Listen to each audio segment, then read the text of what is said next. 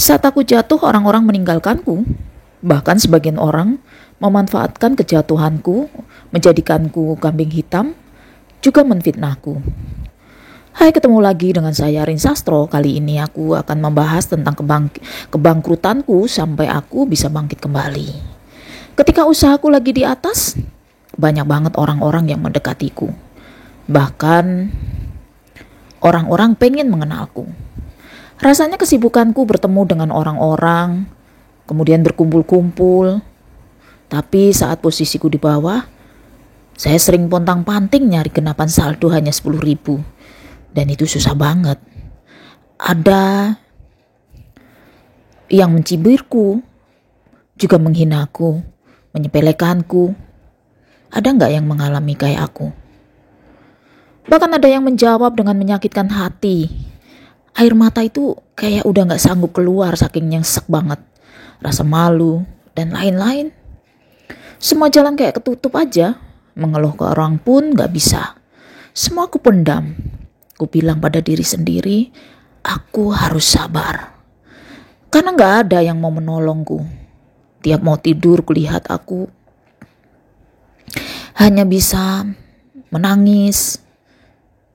Lalu aku berdoa minta Allah menyudahi rasa sedihku, rasa maluku. Aku seolah menyusahkan orang-orang, menyusahkan saudara-saudaraku, sahabatku. Tiap hari aku hanya bisa curhat sama Allah di tengah malam. Semua aku pasrahkan. Aku catat semua hinaan-hinaan orang sebagai motivasiku. Aku bilang sama Allah, terima kasih masih dikasih sehat, masih dikasih makan dan lain-lain. Aku pasrahin nasibku tanpa minta kekayaan. Ucapan-ucapan terima kasih di saat jatuh masih dikasih fasilitas nafas gratis, kesehatan dan lain-lain. Tanpa ku sadari aku melewati banyak kesulitan, penderitaan, hinaan-hinaan. Padahal ku pikir aku gak kuat dan ingin menyerah. Ternyata aku bisa melewatinya. Sholat tahajud sudah menjadi kebiasaanku. Bahkan aku mengeluh ke Allah pun aku merasa malu banget.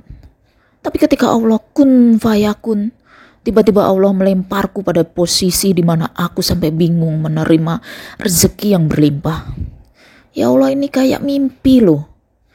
Yang tadinya nyari duit 100.000 saja sulit banget. Ini tiba-tiba tiap hari dikasih berlipat-lipat rezeki.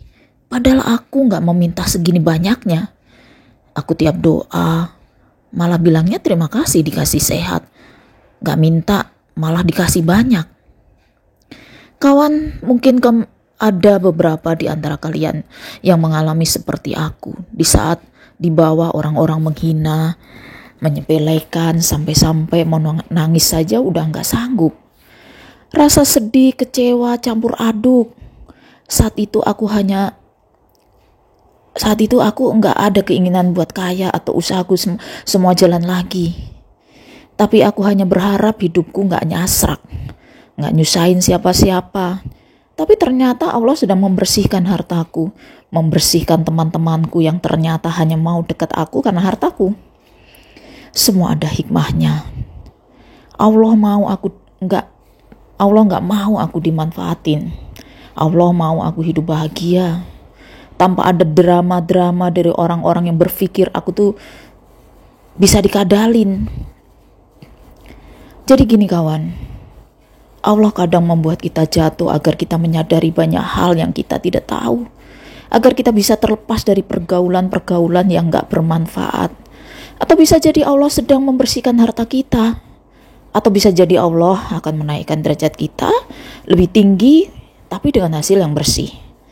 Yang terpenting jangan takut saat jatuh, karena di situ kita akan tahu teman sejati kita. Iya, Allah menyaring teman-teman yang benar-benar baik buat kita. Yang terpenting kita ikhlas dan tawakal atas ujian yang menimpa kita ini. Jadi saat kita dihajar habis-habisan dengan cerita duka, bergegaslah bangun di jam-jam 2 atau jam 3, jam-jam malam. Curhat aja sama Allah. Ingat, jangan terlalu banyak meminta. Cukup kita mohon ampun, tobat dan pasrahkan semua pada Allah. Ketika kita yakin pada Allah, insya Allah semua masalah selesai atas kehendaknya. Kita pun diangkat derajatnya, lalu kita akan dibahagiakan di dunia itu. Ingat, kalau Allah sudah kun fayakun, hal yang mustahil pun akan terjadi. Hari ini kita nggak punya apa-apa, besok atau lusa pasti punya segalanya. Terima kasih sudah mengikuti konten-kontenku. Jangan lupa like, comment, share, and subscribe. Bye-bye.